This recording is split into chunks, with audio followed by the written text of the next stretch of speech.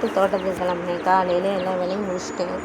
வேலையெல்லாம் முடிச்சுட்டு சரி பிள்ளைகளையும் ஸ்கூலுக்கு அனுப்பலான்ட்டு மகன் வந்து ஸ்கூல் கிளம்பிட்டாங்க. 7:30க்கெலாம் அவங்க ஸ்கூல் போயிடுவாங்கள்ல. அவங்கள அனுப்பிட்டு மகனை மட்டும் கொஞ்சம் நேரம் இருங்கப்பா நான் இந்த வந்துடுறேன் அப்படின்னு சொல்லிட்டு கிளம்பிட்டேன். குப்பை கொஞ்சம் நிறைய இருந்துச்சுங்க. அந்த குப்பையை கொண்டு போய் கொட்டிட்டு வந்துடுவோம் அப்படின்னு சொல்லிட்டு போனேன். அப்புறம் மம்பட்டியும் எடுத்துகிட்டு போனேன். கொஞ்சம் புல்லெல்லாம் கொஞ்சம் செதுக்கி விட்டு வருவோம். தண்ணி ஊற்றுறதுக்கு செடியில் எங்கேயுமே தென்னங்கன்றுலாம் சுத்தமாக தர மூடி போச்சு. சரி அதெல்லாம் வாய்க்கால் கொஞ்சம் எடுத்து விடுவோம் அப்படின்னு சொல்லிட்டு மம்பட்டி எடுத்துகிட்டு போனேன். மம்பட்டி எடுத்துகிட்டு போனால் மல்லிகை கன்று ஒரு 4-5 கன்று இருக்குங்க. அது எல்லாத்துக்கும் கொஞ்சம் வெட்டி விடுவோம் அப்படின்னு சொல்லிட்டு மல்லிகை கன்று தென்னங்கன்று ஒரு 2 கன்றுக்கு வெட்டினா சுத்தமாக தண்ணியே இல்லைங்க. தண்ணி இல்லாதனால கட்டுன்னு இருந்துச்சு.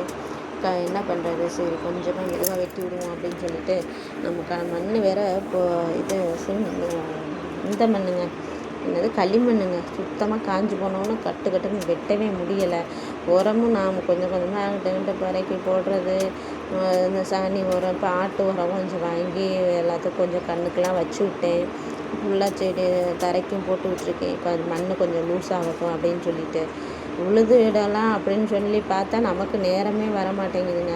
மழை பெஞ்சு ஒரு 2 நாளையில் டிராக்டரை பிடிக்கிறதுக்கு ரொம்ப பாடாக இருக்குது. டிராக்டர்காரவங்க வர்றேன் அப்படிங்கிறாங்க, அப்புறம் பார்த்தா வரவே மாட்டேங்கிறாங்க. நமக்கு தரையும் காஞ்சி போகுதா, நமக்கு உழுகவும் உழுகவும் முடியலை. இந்த வேலை திருவிழா டைம் அது வேறு வந்துருச்சு. இந்த வேலையிலே இருந்துகிட்டே உழுக முடியலை. இப்போ தரை காஞ்சி போச்சு, உழுக முடியலை. நம்மளாவது வெட்டி விடுவோம், கன்றுகளுக்காக தண்ணி பாய்ச்சி விடுவோம். கொஞ்சம் கிணத்துல வேறு தண்ணி கிடக்குது, அதை பாய்ச்சி விடுவோம் அப்படின்னு சொல்லிட்டு கிளம்பிட்டேன். கொஞ்சம் தண்ணி ஊற்றுவோம் அப்படின்னு சொல்லி 2 கன்றுக்கும் தண்ணியை ஊற்றினேன். தண்ணியை ஊற்றி முடிச்சுட்டு இந்த குப்பையையும் கொஞ்சம் கொட்டி விடுவோம் அப்படின்னு சொல்லி அங்கங்கே குப்பையை கொஞ்சம் கொட்டி விட்டு இருந்த குப்பையெல்லாம் நான் ஒரு குப்பையை மொத்தமாக கொண்டு போய் ஒரு குழி மாதிரி சின்னதாக வெட்டி வச்சுருக்கேங்க. அந்த குழியில் கொண்டு போய் போட்டுட்டு கொஞ்சம் நாள் ஆன பிறகு அது கொஞ்சம் மக்கின மாதிரி ஆன பிறகு மற்ற ஃபுல்லாகவே இறச்சி விடுவேன். சரி இந்த வருஷமாவது எப்படியாவது ஒரு பயிர் ஏதாவது விதைச்சி விடுவோம், உளுந்து கூட போடலாம் அப்படின்னு ஏதோ ஒரு ஐடியா இருக்குது. சரி போடலான்னு சொல்லிட்டு இந்த குப்பையெல்லாம் செதறி விட்டு இப்போ கன்றுங்களுக்கு இந்த தண்ணியை விட்டுட்டு போயிடுவோன்ட்டு கிளம்புனேன்.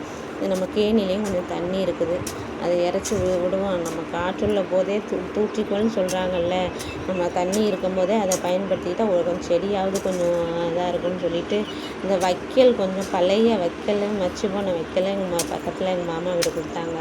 அதை கொண்டு போய் தென்னங்கன்றுக்கெல்லாம் கொஞ்சம் கொஞ்சம் போட்டு விட்டுட்டு வைக்காமல் இருக்கிறதுக்காக தண்ணி கொஞ்சம் நாளைக்கு தாங்குமே அப்படின்னு சொல்லிட்டு அதில் போட்டு வச்சுருக்கேன். போட்டு கொஞ்சம் தண்ணி ஊற்றி விடுவோம்.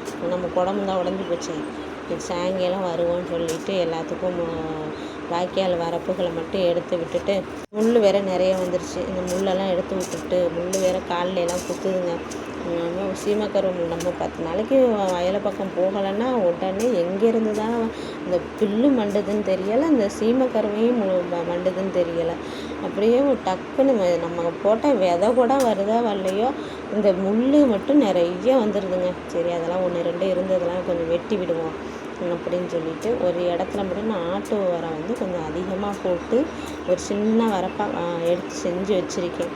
அதில் போய் நாளைக்கு என்ன பண்ணுவோம், விதை கொஞ்சம் போய் ஏதாவது ஒரு விதை போட்டுவோம்னு நினச்சிக்கிட்டு இருக்கேன்.